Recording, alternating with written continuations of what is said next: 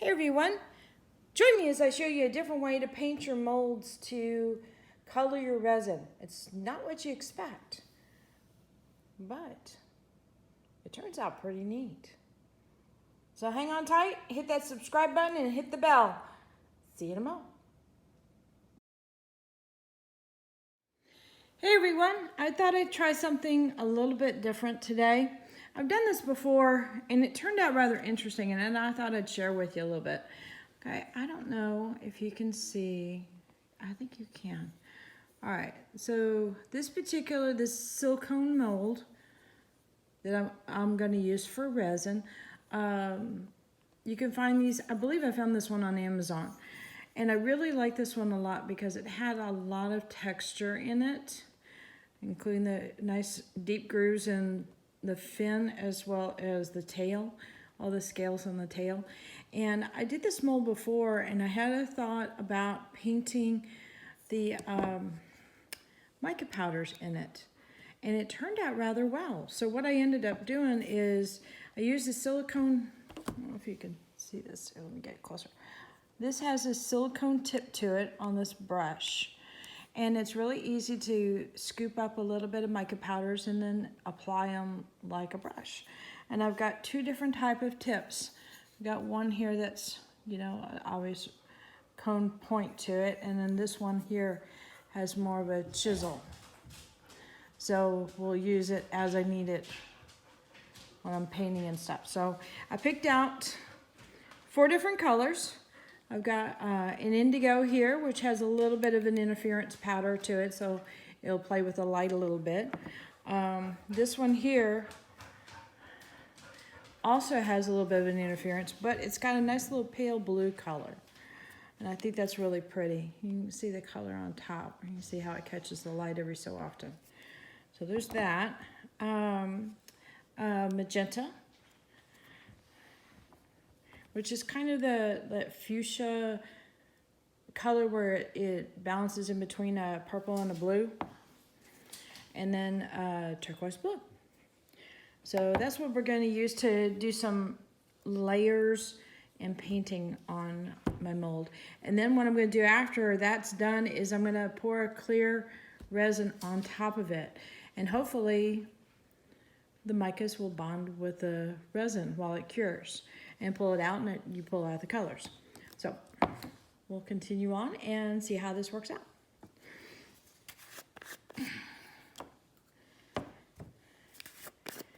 So I'm gonna open these up so that I can dip in as I need them. And I have a color, paper towel handy so I can wipe off my brush occasionally. So I've got this camera really zoomed in to help with this. Well, actually, I can probably zoom in a little bit more. Let's see. Hopefully I'll keep the focus in here. All right, so let's see, what's the plan here?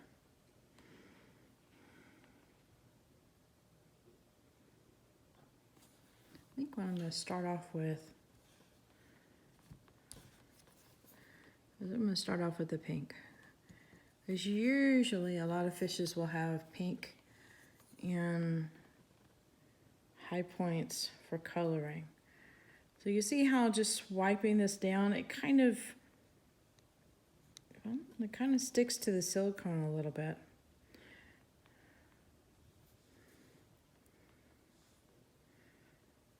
Actually, this seems to be hitting the high points. So this is not an exact science as far as coloring. So if it has to be perfect, I would recommend going ahead and doing your mold up, painting the mold after it's been done.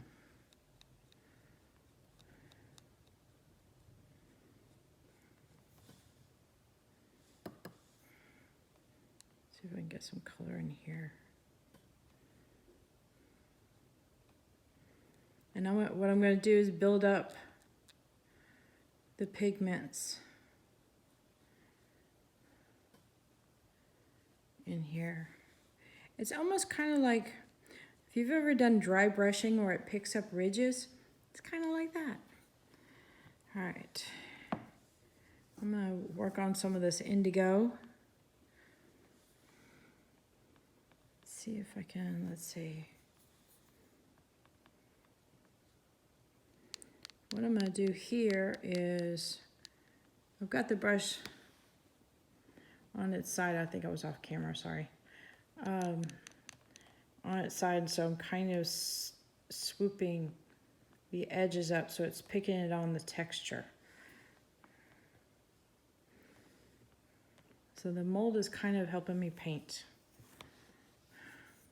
That's kind of what dry brushing is, except for in this case, well, the brush is literally dry with powders. But what usually happens with dry brushing is you get your brush wet with your paint, and then you use a paper towel to wipe off almost all of your paint onto the towel, and then you rub your paintbrush on your textured like model or sculpting, you know, some kind of sculpted form, and it'll pick it up in the ridges. Oh, I didn't think about this. I could actually stretch out the mold a little bit. That might help me out a little bit. So this is basically that same kind of technique, but just truly dry brushing because I'm working with powders.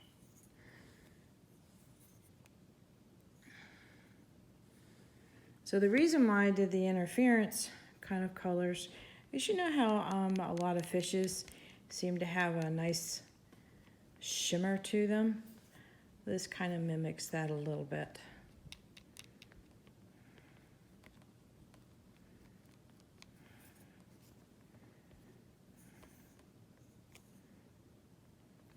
Add a little bit more in there.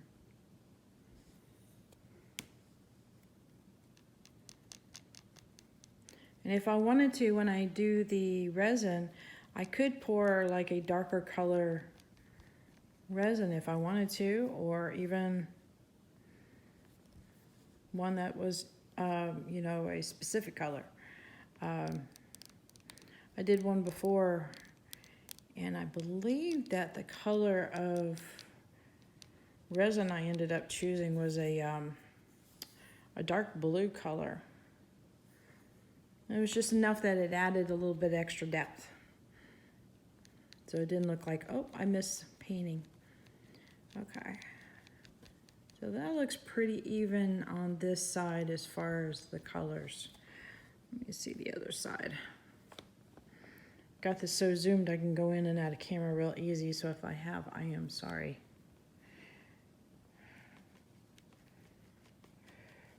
And so you can just build and build and build until you're happy with the layers. I'm gonna get in here and add a little bit more purple since I touched it with a little bit of pink. Now here's something else to keep in mind if you're doing this kind of thing. The first color that goes down is the first color that's going to be seen from the top. In other words, okay, like if I were to paint my thumb and I build up the colors and build up the colors, obviously the first color you see is the last color. Well, in this case, it's reversed because the last color will basically be the first color that you put down. So keep that in mind when you go in and adding colors in here. Okay, so I've got the ridges here painted with a little bit of, with this purple indigo, and then I've got the ridges painted here with the pink. So let me see if I can clean off my brush a little bit so I don't contaminate my other colors. All right. I think I'm going to go with the turquoise blue inside the fin. Oh, sorry, inside the tail a little bit. So all I'm doing here is I'm just kind of repeating what I was doing before, but eventually it'll get into those zones where the purple isn't. So just kind of building on color and pushing it into place.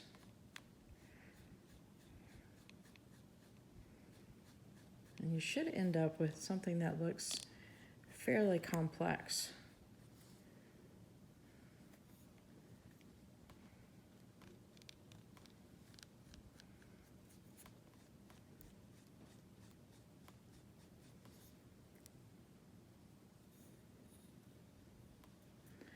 if any of you guys have seen it, my dragon trike. And I mentioned that I worked with the mica powders on it. This is kind of how I painted it with these little silicone brushes. Because you just dip it in and see how the brush gets. See if I can get it to focus on the brush. It was too close. Too close. Okay, you can see there's a little buildup of powders right there. I just dipped it in, so it grabs it just a little bit. And I can literally apply it where I want. And in the case with my motorcycle, I had a coating of this paint called Plasti Dip, which is, you've heard of dipping your car and stuff like that. It's basically, I'm spraying on plastic. And I do up enough layers of it, and then it's set up so that way whenever I'm done with the design and I want to change it out, I literally peel it off my bike and then repeat if I want to, or it's back down to its original paint job.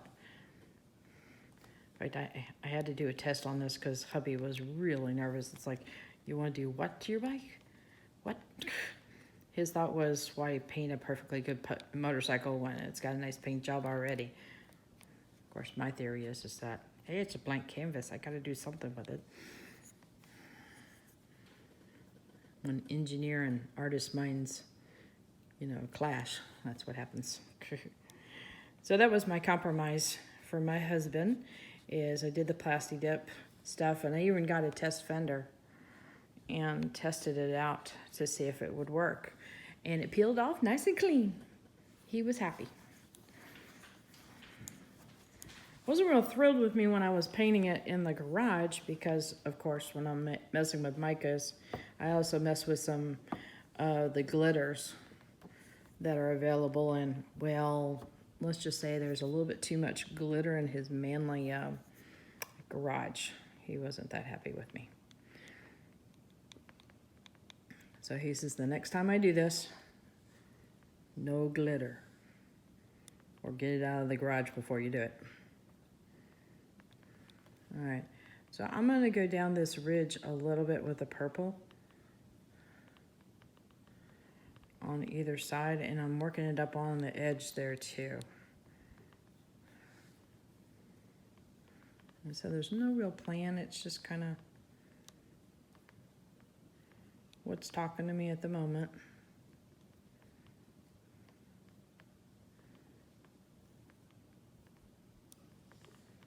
And I'm going to do a little bit of that same, I'm pushing it into the grooves in between the ridges right now. So even if it goes on top of the pink, it's not a problem because the pink is already down. So it's the first one down, and it'll be the first one you look at. So the plan is to do a little section here of purple and then end it with that really light blue. You guys can see this well.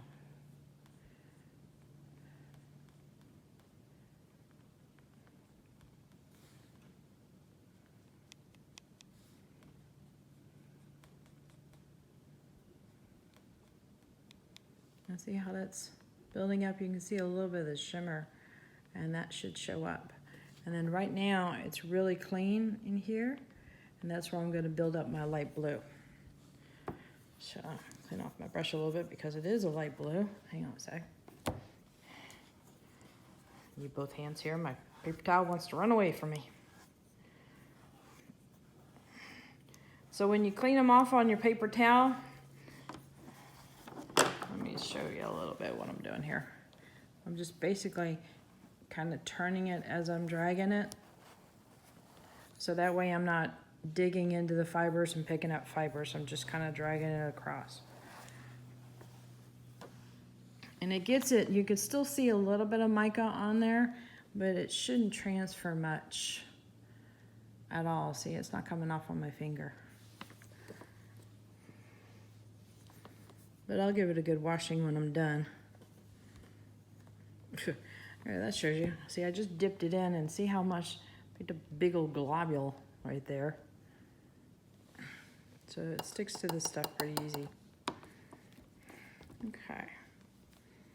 Let's see if I can hold this in a way that you guys can see what I'm doing. All right, so I'm gonna go in here and just start building it up. Maybe I need that glob.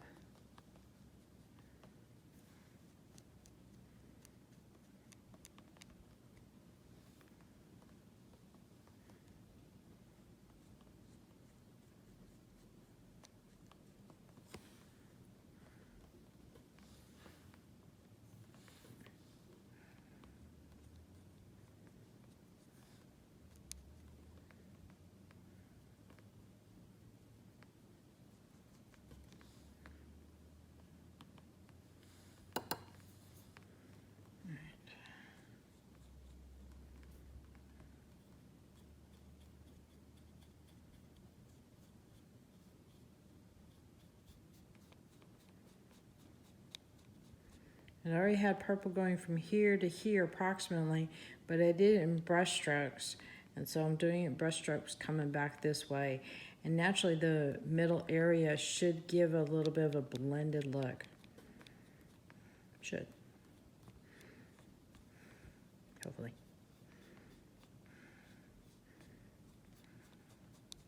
And now I'm just working in the remainder of the blue. So everything is covered.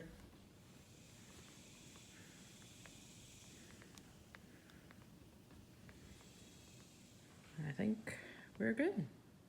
All right, get resin ready and we'll pour on this. Later. All right, so I'm gonna take this little guy here. I've got my resin mixed up. I don't have any casting resin. I've got Stone Coat Art Coat. So what I'm gonna do is I'm gonna pour a little bit of a layer, do a light torching, add a little bit more, do another light torching. So build up the layers a little bit, and hopefully that'll help minimize some of the bubbles. Cross our fingers a little bit. Maybe the micas will help with that as far as covering up any imperfections.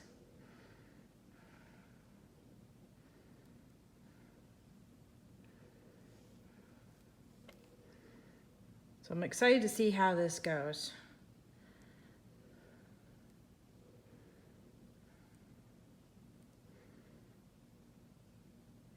It's kind of like unveiling a Christmas present when it's all done and cured. You never know exactly how it's going to turn out until you open it up. All right. A little bit right there.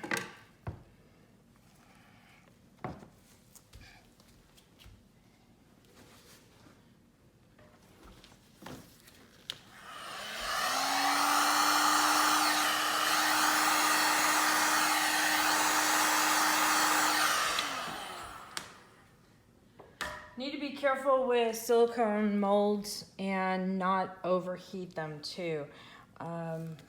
They can change the properties of it, make it difficult to pull a piece out. The piece will become bonded with it, so you gotta be very careful. As you can tell, it's got some small areas in there, which is why I'm using a stick so that I can get in there.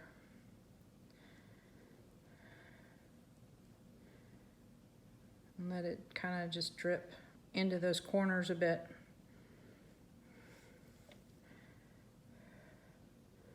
A little bit more and then I'll torch it again. And what I'll end up doing is letting it sit for a little bit, hit it with a heat gun, and then come back in about maybe 30 minutes and do the same thing.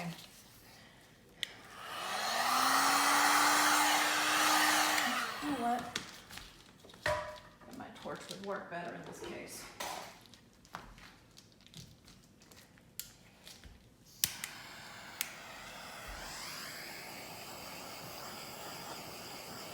Oh yeah. Yeah, that got the bubbles out a lot better. A lot faster.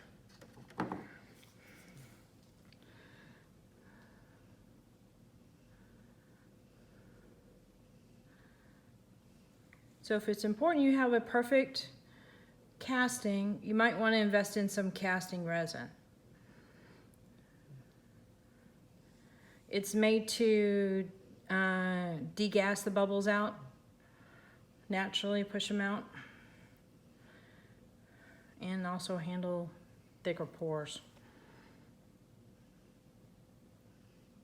So I think that is about all I'm going to do on this guy as far as thickness. Give it another quick torching.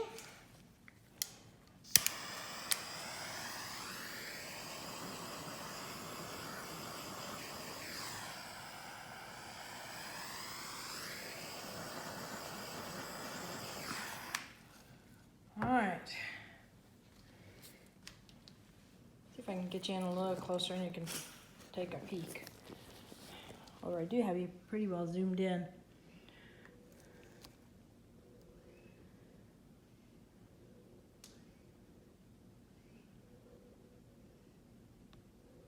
That should look really interesting. You see the subtle changes in colors in there? That should come out with the piece. So we will see tomorrow with the unveil. Until then, later. Hey everyone, it is the next day. Our resin is cured. It's not hard cured, it's still got a little bit of softness to it. So we'll have to be careful taking it out of the mold. But it's definitely okay as far as being able to touch and stuff. If I push my fingernail in it, it'll probably make a little bit of a mark, but it will also heal itself and come back and be nice and smooth. So we're gonna unveil this, get it out of the mold. So I'm gonna gently peel it off from the sides here. And if it looks like it wants to go with your mold, I would recommend you just put it back on the shelf and let it finish, as I like to say, finish cooking for a little bit longer. So we're gonna, but see, it wants to come away from the mold really easy. It doesn't take much pressure at all. We're gonna be gentle. This is a very detailed mold, so there are lots of little crevices that it wants to grab a hold of. So I want to keep the mold. I also want to keep the little piece too. Okay, now the sides are a lot looser. I'm going to pull away a little bit more. And soon I'm going to be able to get my finger. Well, that was effortless. Okay, now remember, this is all clear resin. So only coloring I have is from the pigments we painted on the back side. So it's a little transparent in the fin area, but there's a whole mess of color right there in the tail and on the back of the scales. And watch, I'm gonna rub my hand or my finger across that. Pretty good. And there is no mica powders on there, so it completely embedded into the resin. So it works out really well for painting molds. Go have some fun. You know you want to try this. Hit that subscribe button, hit the bell so you can get notified next time I put a video up. Later, have fun.